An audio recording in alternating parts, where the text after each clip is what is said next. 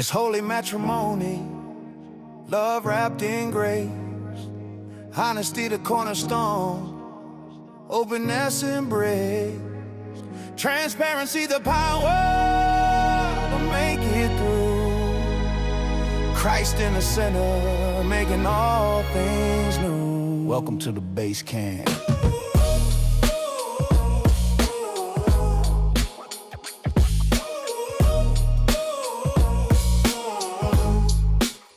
Hey friends, welcome back to Marriage Base Camp Podcast. I'm Robert and I am here with numero uno, Shelly. Sorry guys, the best you're ever going to do is have to settle for number 2 because I married number 1. All right, well that's all we got for today. Just kidding. That's a wrap. There you go. Thanks for joining us today. It's going to be a great podcast. For this podcast, we're doing something a little bit different than what we've done.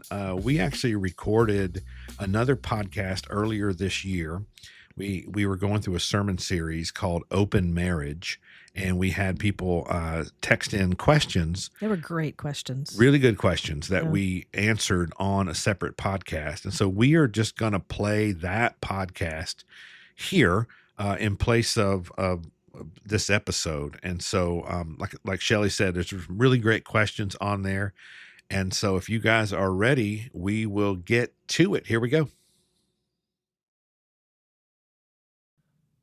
Hey guys, this is Robert and Shelly. And we are going to answer some of the questions you guys have sent in through the series that we're doing on open marriage.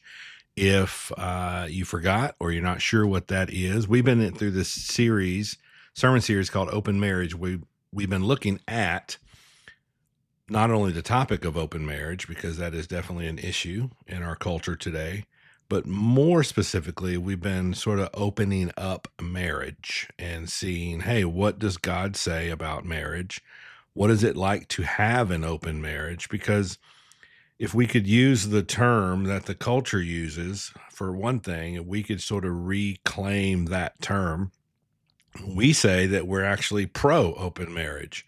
And that's not to mean that we want anybody in relationship with other people other than their spouse. What we mean when we say open marriage is we mean no secrets, everything out in the open, nothing to hide. And that's a true open marriage, at least when it comes to Scripture. And so we've opened it up to questions. We've received several questions. Some of those we're going to answer in a sermon. Some of those we're going to answer right here, just because we just don't have time on a Sunday to answer them. And so these are very real questions that very real people sent in. We did not plant these questions. You may have. I didn't. No, we did not plant these questions. And some of these, looking them over, we might have to do a little interpretation because it's just hard to know exactly what they're trying to say. And so if we interpret your question incorrectly, we apologize. And so we're just going to answer it the best way we can. So you ready? Yeah, let's do it. Ready to jump in? Here's a question. Is it just fun or harmful to have a work spouse or hall pass? What about a close friend of the opposite sex? Well, first off, great question. Thank you for asking that. And by the way, feel free to jump in at any time. Yeah. I would say that rarely is it just anything. You asked if it was just fun. I would say rarely is it ever just anything. I had to make sure I understood these words correctly, the definition of these words. So I looked up the term work spouse because, everybody thinks they know what they mean. But here's what the actual definition is. It's a man or woman in the workplace with whom one shares a special relationship, having bonds similar to those of a marriage, special confidences, loyalties, shared jokes and experiences, and, get this, an unusual degree of honesty or openness. So,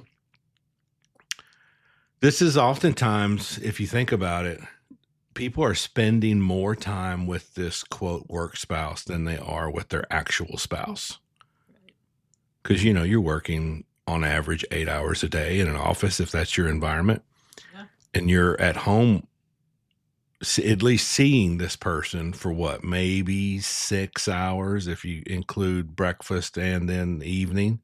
Maybe with kids, sports, and everything Yeah. else, you're going in two different directions. Yeah, all the logistics of getting people where they need to be. Probably only sitting down looking at this person for about 30 minutes out of the day. Yeah, I think we all can see where this is going to go. It's interesting in researching for this marriage series, I came across this term called micro cheating. And have you ever heard of this Never term? heard of that. I hadn't either. I've never heard of hall pass either, though. Besides, like in high school. Yeah, it's not the kind of hall pass we had. No. We'll get to that in a second. So micro cheating, it's really something that's really kind of come on with the social media age and all of that. And so, but it could be things like liking a coworker's photo on social media, maybe sending them direct messages, maybe texting them a little more often than you would someone else you work with, maybe checking in on Slack more often than you did before, lingering too long in the break room with this person, dressing up if you know that you're going to have a meeting or you're going to be around this person. These are little micro cheating moments that can actually happen. And I think we would say, I'm pretty sure we're in agreement with this, that if you are building an emotional bond with another person that is not your spouse, even if it's one little heart emoji at a time, that is detrimental and can be detrimental to your relationship. You're pushing the boundaries of what is healthy in your relationship. Correct. It's a slippery slope. It's a very slippery slope. Here's a litmus test if you're wondering, do I have a work spouse or do I micro cheat? Ask yourself this: is there any behavior that I do with this other person that I can't or won't talk about openly with my spouse? Yeah. That's a pretty good way to find out. Am I doing anything like what I do? Does my spouse know that I'm texting this person often? Do they know that I'm commenting on their photos and things like that? Do they know I'm sharing things with them that are very personal? Yeah. I think it's important if you ask your spouse questions, ask them if they like when you do these things. So for example, hey Shelly, do you like that I'm always talking to Jessica? Maybe not always, but do you like that I often talk to Jessica outside of work hours? No. I don't know who Jessica I don't know who Jessica is, but but you get the point. Sorry if your name is Jessica. Yeah.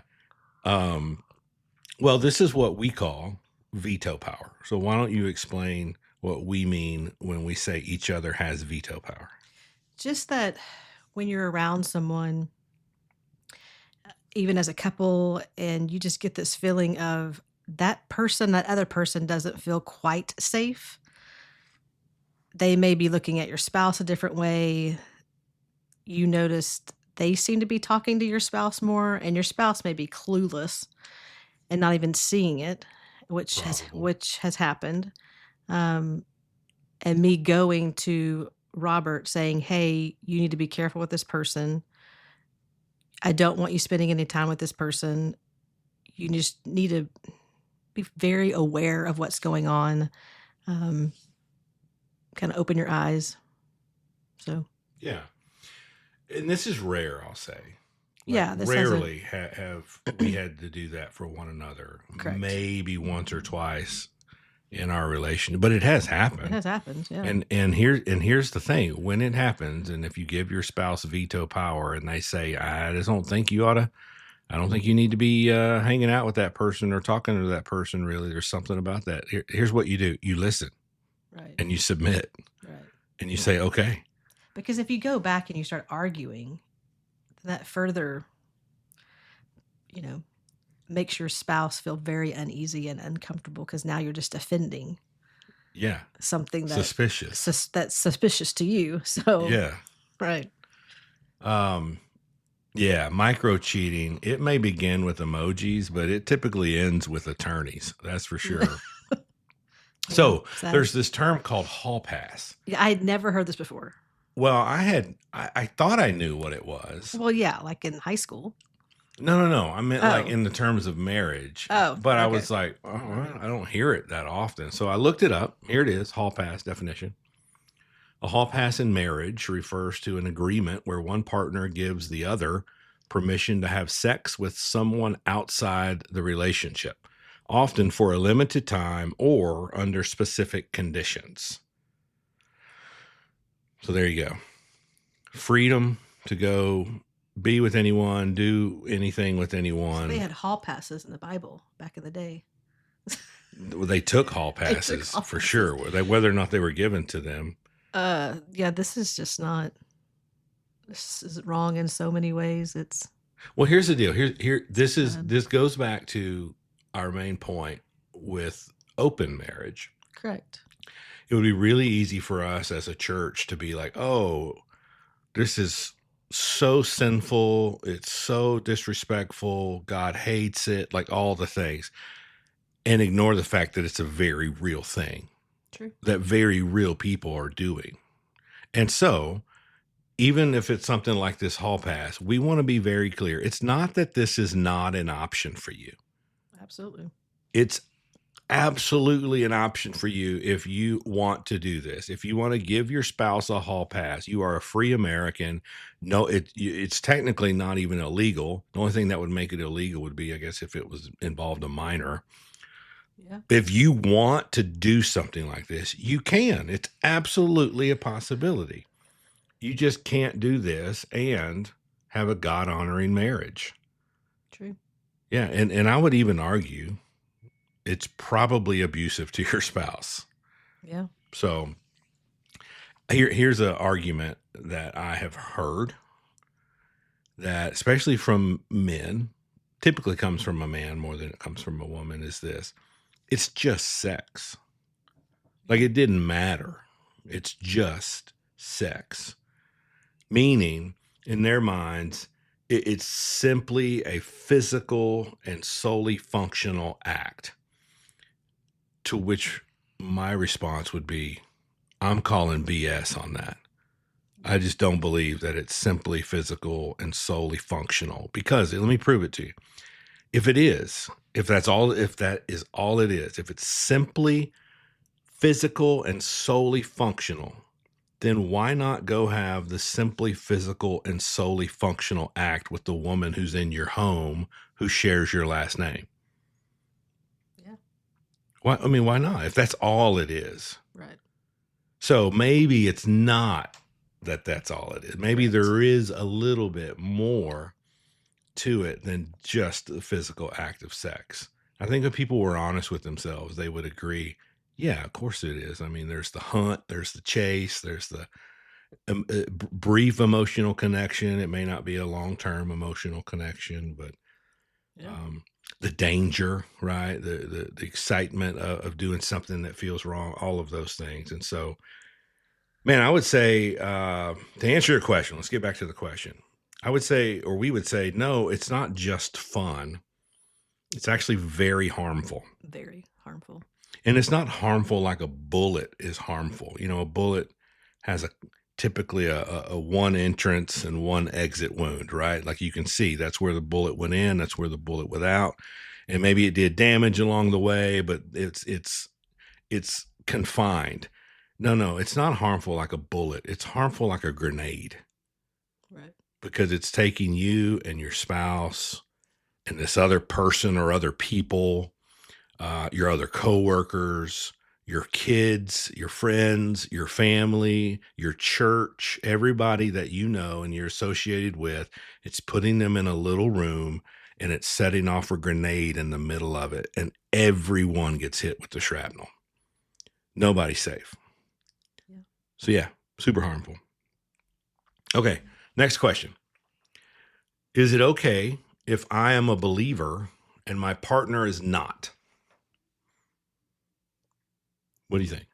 How did it start? Like, I mean, I don't know the situation. I don't know if currently, like, that's how you got married. You got married where you believed and he was not, or If neither one of you If believes. neither one of you believed, and then one of you got saved after you got married. I Because mean, if that's how it happened, yeah. then praise God, amen. The Right. gospel works. Absolutely. If one of you have gotten saved since you got Totally. married, that's how it's supposed to work, people.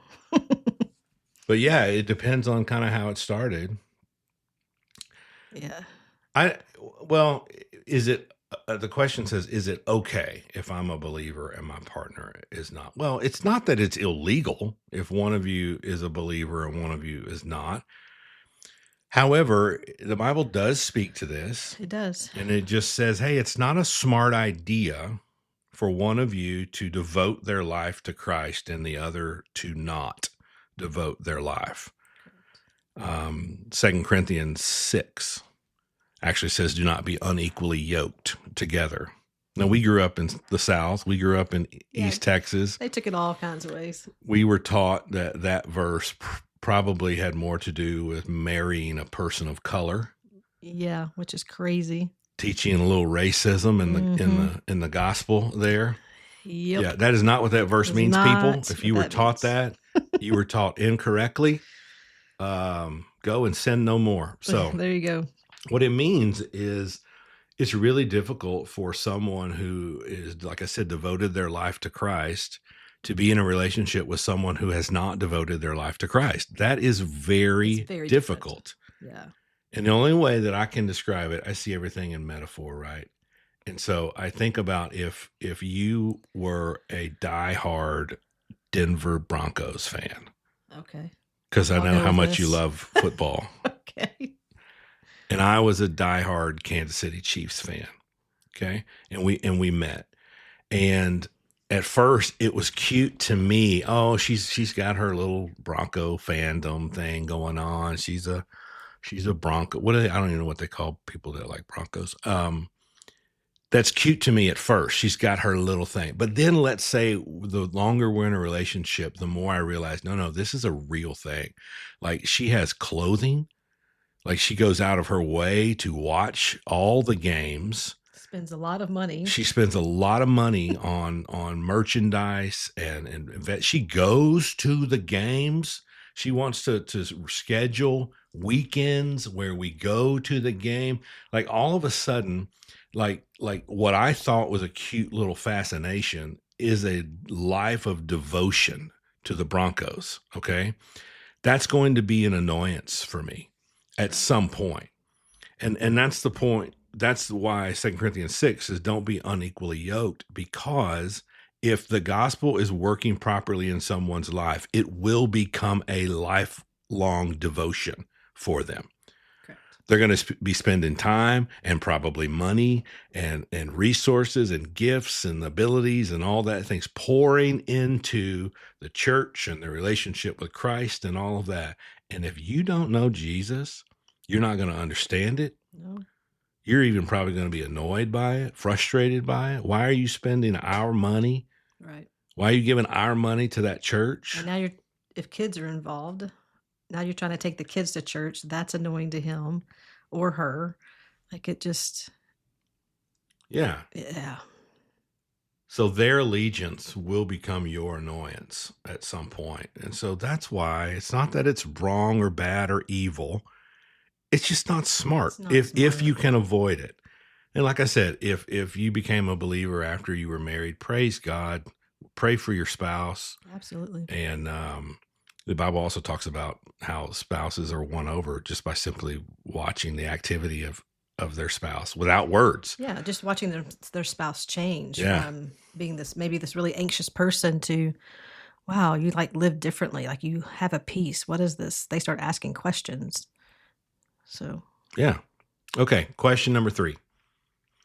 How do you deal with someone that doesn't fill up your love tank and feel depleted and feel running on empty? Now, I was just reading that exactly the way it came in. So what do you think they mean by that? How do you fill up someone that doesn't fill up the tank?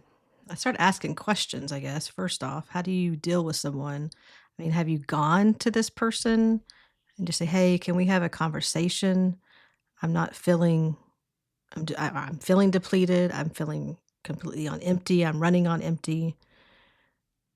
You might need to explain the concept of love tank for somebody that may Oh, not. that's true. Yeah, this kind of sounds like love language book type thing. Like there's different gifts, and so you filling up my love tank is, doing things that I like. Me filling up your love tank is doing things that you like. And having arguments or cut downs or negative things takes those away. And so if you're doing more the negative things versus the positive things, then that, that's the tank. Yeah, there's like deposits and Right. withdrawals. Withdrawals. There you go. Yeah, and certain things are deposit and certain things make withdrawals. And I forget the ratio. I wanted to say it's crazy. It was something like it takes 5 deposits to equal 1 withdrawal or something like that. I think it may have been like 10. It was a higher number. Yeah. So more. It was definitely more. It was way more. meaning more. You have to do more deposits than withdrawals for it to work out. Yes. And if you're married and your spouse and you're feeling depleted and they're not pursuing you, maybe I would ask the question to your spouse, how are you feeling? Because they might be feeling the same way and you're both feeling depleted. You're both running on empty. And when you're both doing that, it's really hard to give love and compassion and grace to the other person because you're already feeling depleted. And so maybe your spouse may not be doing those things for you because they might be feeling the same exact way. And so I think it's just being an honest conversation. Like, hey, like we do this occasionally. Like, I'm feeling really just depleted myself, or life's been crazy. And we'll ask, how can I help? And how can I love you better? It's a great question. Like, let's just sit down and have a talk. Like, are you feeling the same way I'm feeling? Because how can I love you better? Right. And then he or she asking the other person, okay, I am feeling the same way. How can I love you better? And it's more of an intimacy versus they're not giving me what I want or what I deserve, because that's very one-sided. Where this could be a great conversation and growing an emotional intimacy. Yeah. For a marriage. Kind of goes to I would say, fallacy that marriage is 50-50. Yes.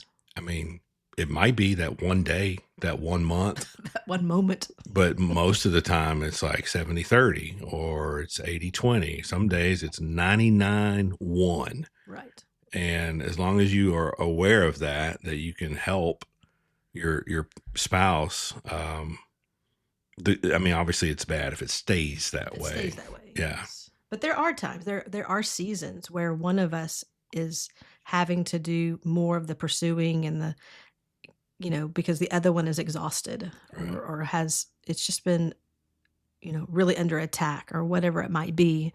And so it's definitely like 99, that scale. And if we never talked about it. Right.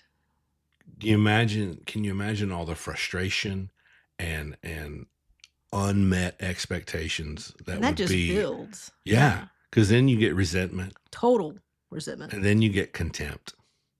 And it's a slippery slope. Oh man. Once you get there, not good. Yeah. You're talking about running on empty. All I kept thinking was running on empty. Was that Jackson Brown? I don't know. Wish we could play like background music. That'd be good. Good. Question number 4. My wife left me after 25 years. Not divorced yet. She is loving but critical, unappreciative, and preoccupied. Both joy and dread thinking about reconciling. So I guess he's saying I feel both joy thinking about reconciling, but I also feel dread thinking about reconciling. So, well, I mean, I don't really see a question in there. Well, I hear what she's done wrong. But I do recognize the difficult situation. Yeah, talk about that. Well, the question speaks to that. Well, my wife had 25 years. That's a long time to be married. She left me. That's what it She's says. yeah. Yep. She is And they're not divorced yet. yeah, she's loving but critical, Okay. Critical, unappreciative, unappreciative, and preoccupied. preoccupied.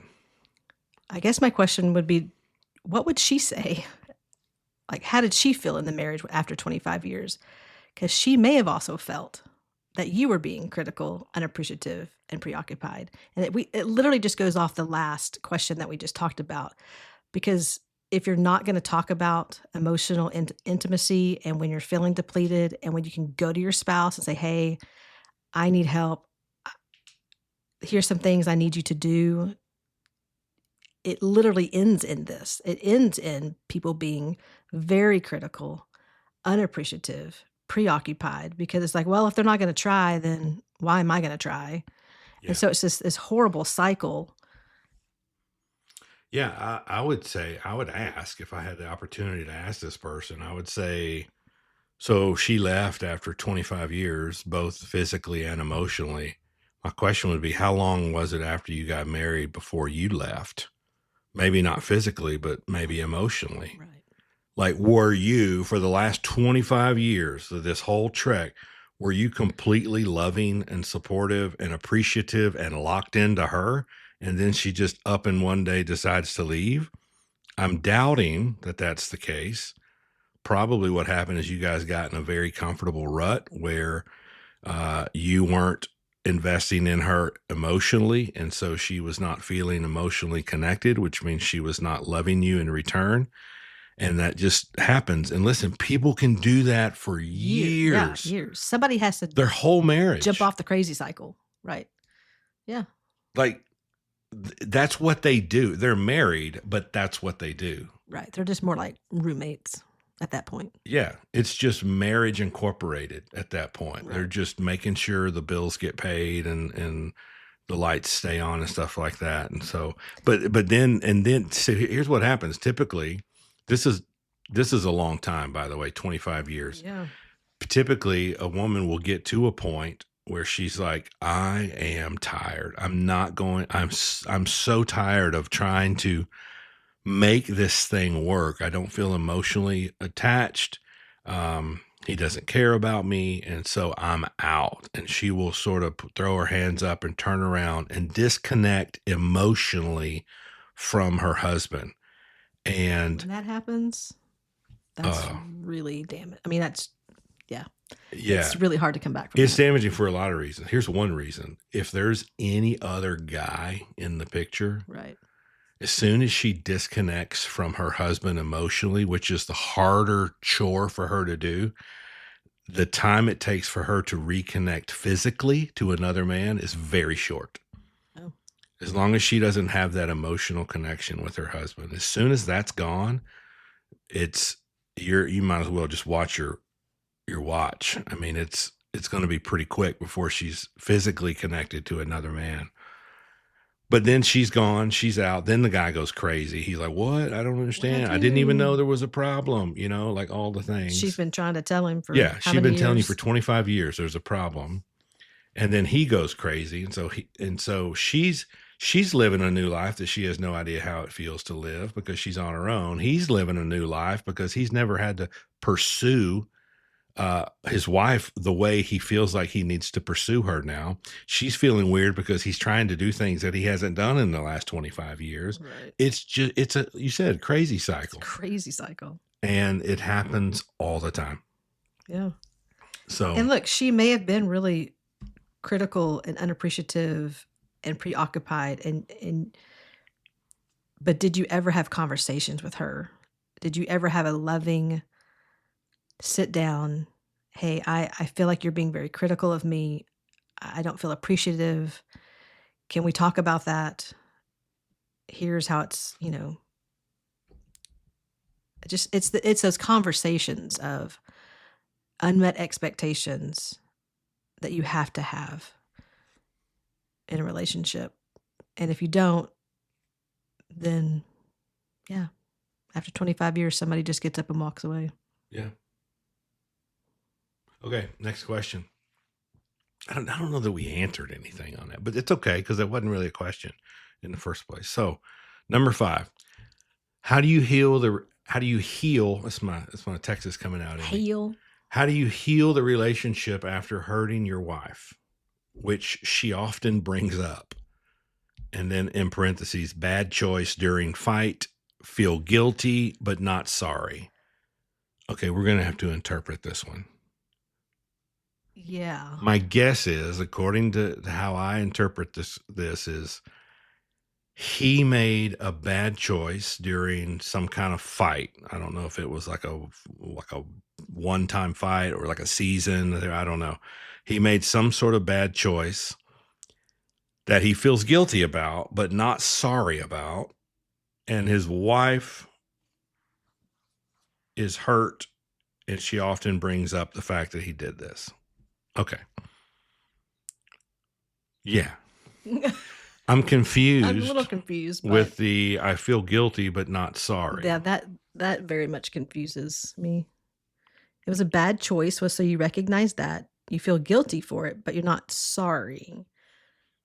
It's like you feel guilty. Why? Like because of your faith, because of your relationship with your wife, but you don't feel sorry for doing it. Probably because she did something very hurtful and you felt like you had, I don't know. There's so much in reading in here. Like, I don't feel bad for, jabbing her with a knife. Whoa. But like, it seems like something maybe in a fight that was said that was really, really hurtful. So like, clearly you weren't listening. In what argument or whatever fight this was, you were just listening so you could hurt back. And whatever you did, whatever you said sounds like very, very hurtful, but you're not sorry for it. Yeah. And that happens all the time in relationships when couples start arguing. It's sort of like, you remember the movies of like the Civil War battles, and you've got the North on one side and the South on the other side, and the way they fought back then was just like brutal, because like one side would just, send all their salvo of bullets over at one time. And then the other side would just sit there and take it. They would just be like, well, it's their turn. And they would just sit there and take it. And meanwhile, like they're loading their own muskets, because that's what they had to do back then. And then it was like, okay, we're done. Your turn. And so then they put their guns up and they boom. And I feel like that's how most couples argue. It's like you've got one that has the floor, so to speak. Right. And they're just this and this and blah, blah, blah, and this. And they're bringing up like 17 different things. Some of them involve your mother and all the things. And then it's like, are you done? Yeah. And then it's like, fine, it's my turn. And they haven't been listening at all. Correct. While they were talking. They were just sitting there loading up their own musket. Yep. Because they're like, I've got the best comeback. Yep. Listen, I did this early on in marriage. Yeah. I would win the next volley of argument before you ever even stopped talking in my head. Yeah. I'm like, oh yeah, I know exactly what I can say to this. And it's dangerous and it's disrespectful. Correct. And it's killing your relationship. And I would just press into that. You feel guilty, but not sorry. She keeps bringing it up. I kind of think I understand why she keeps bringing it up. Correct. Hebrews chapter 9, 22 says, it's talking about Jesus being our sacrifice. And it says that without the shedding of blood, there can be no forgiveness of sin. So that's the only way that God can atone for sin is through the shedding of blood. Well, the good news we know is that Jesus shed his blood once and for all to cover all of sin. That's why we still don't kill goats and sheep and stuff. But similarly, in a relationship, what I have found to be true is where there is a lack of remorse, there can be no reconciliation. Yeah. When a couple often, maybe it's infidelity or even if it's just a sharp jab or something, if the other who did it, if the offending party is not truly remorseful, it's rare, if ever, that relationship grows from there. Well, there's a level of trust that's been broken. Yeah. And if you're not willing to rebuild that trust, there's always going to be this level of really unhealthy emotional intimacy. You don't have it because you can't have that if you don't have trust. All relationships are built on trust. And if your spouse can't trust you because you don't feel remorseful, you don't feel sorry for hurting them, you hurt her. And if you don't feel remorseful for that or sorry for that, you need to ask yourself some really hard questions. Yeah, that part, what you just said right there. Like, the remorse is not, oh, I did a bad thing. I did an act, whether it be cheated or said something very hurtful. That's like, we're not saying you need to be remorseful that you made an offense. The remorse needs to be that you hurt your spouse. Like, I hurt you as a person. I stole that trust that you had in me. And that requires empathy. Yeah. And humility. And submission. Yeah. Because it's not just your wife's not going to sue you because you broke the law. She's going to leave you because you broke her heart. Correct. That's good. That's good. Somebody needs to preach that. Yeah, I mean, as soon as she starts feeling unsafe, and this would be one of those situations where, trust was broken. Now she doesn't feel unsafe. You just opened a door of, if you're not willing to repair that, where she's going to start pulling away. And it all started with this one thing that you did not have humility for, that you did not, what you said, what was true. Okay, but you still hurt your wife, and you need to repair that relationship. Yeah. Okay. Well, we did have one other question that came in, but that was a question based on Rob's sermon that he preached this weekend. And so I think we should just let him probably answer that at some point. So if you guys have made it all the way through, congratulations. You win something. So we want to invite you to check out a free cup of coffee on Sunday morning. That's right. And a donut. And a donut. Yeah. And so come back the last couple of weeks of the series. This week, we were talking about communication. He said, she said sort of deal. And good communication's very, very important. And we're going to learn how to communicate well. And then the week after that, the last week of the series, we're going to talk about, we're calling it the best sex ever. Just so people will want to show up. But we're going to talk about purity and sex, and we've heard all the reasons and things not to do.